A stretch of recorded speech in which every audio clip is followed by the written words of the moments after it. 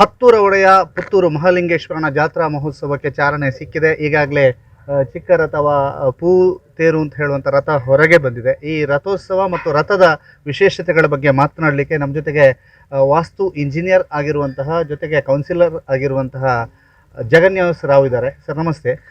ಈ ಬ್ರಹ್ಮರಥ ಸಿದ್ಧವಾಗ್ತಾ ಇದೆ, ಪೂ ತೇರು ಹೊರಗೆ ಬಂದಿದೆ. ಈ ರಥೋತ್ಸವದ ಬಗ್ಗೆ, ಜಾತ್ರಾ ಮಹೋತ್ಸವದ ರಥದ ವಿಶೇಷದ ಬಗ್ಗೆ ಏನು ಹೇಳ್ತೀರಿ? ಇತಿಹಾಸ ಪ್ರಸಿದ್ಧ ಮಹತೋಬಾರ ಶ್ರೀ ಮಹಾಲಿಂಗೇಶ್ವರ ದೇವಸ್ಥಾನ. ಇಲ್ಲಿಯ ಬ್ರಹ್ಮರಥೋತ್ಸವ ಅಥವಾ ಒಟ್ಟು ಜಾತ್ರೆ ಅಂತ ಹೇಳಿದರೆ ಅದು ಪುತ್ತೂರು ಜಾತ್ರೆ ಅತ್ಯಂತ ವಿಶೇಷವಾದದ್ದು. ಇಲ್ಲಿ ದೇವಸ್ಥಾನದಲ್ಲಿ 3 ರಥಗಳನ್ನು ಉಪಯೋಗ ಮಾಡ್ತಾ ಇದ್ದೇವೆ.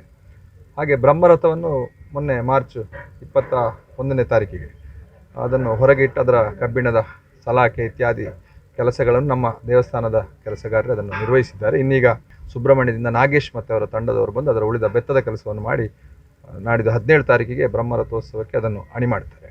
ಹಾಗೆ ಮತ್ತೊಂದು ತೇರು ನೀವು ಕಾಣ್ತಾ ಇರೋದು ಪುಷ್ಪರಥ ಅಥವಾ ಮಹಾರಥ ಅಂತ ಹೇಳುವಂಥದ್ದು. ಇದು 16ನೇ ತಾರೀಕಿಗೆ ನಾವು ಇಲ್ಲಿ ರಥೋತ್ಸವ ನಡೀತದೆ. ಅದಕ್ಕೆ ಬೇಕಾಗಿ ಅದರ ವಾಡಿಕೆ ಏನು ಅಂತ ಹೇಳಿದರೆ, ಗೊನೆ ಕಡಿಯುವ ಮುಹೂರ್ತ ದಿವಸ ಈ 2 ರಥಗಳನ್ನು ಹೊರಗೆ ಇಟ್ಟು ಅದಕ್ಕೆ ಕೆಲಸವನ್ನು ಆರಂಭ ಮಾಡುವಂಥದ್ದು. ಯಾಕಂದರೆ ಇನ್ನು 10 ದಿವಸಗಳ ಕಾಲ ಆ ಕೆಲಸ ನಡೀತಾ ಇರ್ತದೆ. ಹಾಗೆ ಮತ್ತೊಂದು ಚಂದ್ರಮಂಡಲ ರಥ ಇದೆ, ಅದನ್ನು ಕೂಡ ನಾವೀಗ ಹೊರಗೆ ಇಟ್ಟಿದ್ದೇವೆ. ಈ ಮಹಾರಥವನ್ನು ಅಥವಾ ಪುಷ್ಪರಥವನ್ನು ವರ್ಷದಲ್ಲಿ ಒಂದೇ ಬಾರಿ ಇಲ್ಲಿ ಎಳೆಯಲಾಗ್ತದೆ ದೇವಸ್ಥಾನದ ಅಂಗಣ ಸುತ್ತ.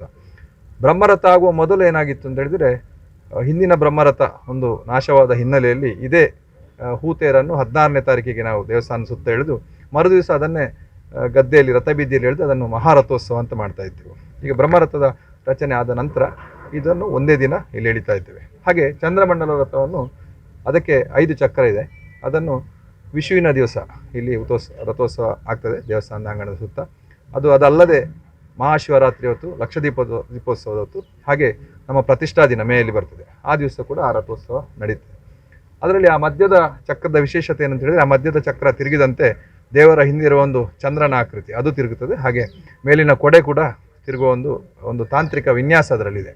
ಹಾಗೆ ಈ ತೇರಲ್ಲಿ 4 ಚಕ್ರ ಇದೆ, ಹಾಗೆ ಬ್ರಹ್ಮರಥದಲ್ಲಿ 6 ಚಕ್ರ ಇದೆ.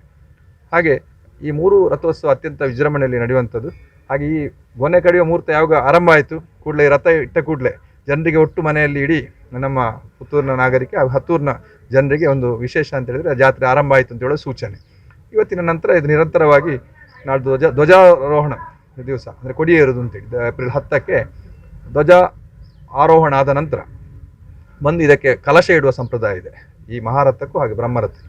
ಅದು ಮೊದಲಿಂದಲೇ ಏನೆಲ್ಲ ಬಂದಿದೆ ಅದು ಅದೇ ದಿನವನ್ನು ಅದನ್ನು ನಡೆಯುವಂಥ ಕಾರ್ಯಕ್ರಮ.